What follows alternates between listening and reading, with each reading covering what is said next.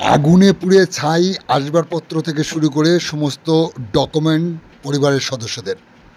আপনারা দেখছেন সেই সময়কার বিশেষ মুহূর্তে ধারণকৃত ভিডিও চিত্র আজকের স্বরূপনগর পত্রিকার অনলাইনে। এখন শুনুন বিস্তারিত। স্বরূপনগর ব্লকের সারাপুল নির্মাণ গ্রাম পঞ্চায়েত এলাকার রাঘবকাটির ঘটনা।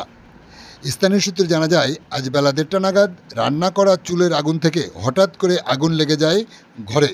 সেখান থেকে পুড়ে ছাই ঘরের সমস্ত আসবাবপত্র থেকে শুরু করে প্রয়োজনীয় নথিপত্র, Aadhaar card, I card, ration card সহ সব কিছুই।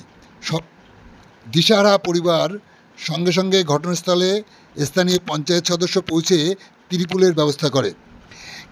কিভাবে লাগলো এই আগুন সর্বশান্ত পরিবারের সদস্যদের নিকট থেকে শুনে নেব আমরা।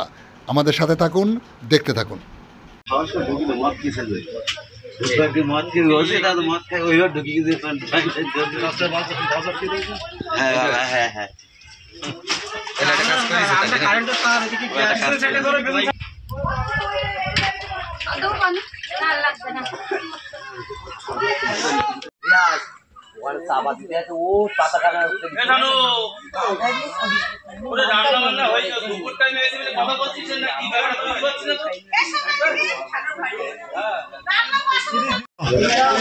এখানে ছিল তোমার ভাত রান্না করছিল।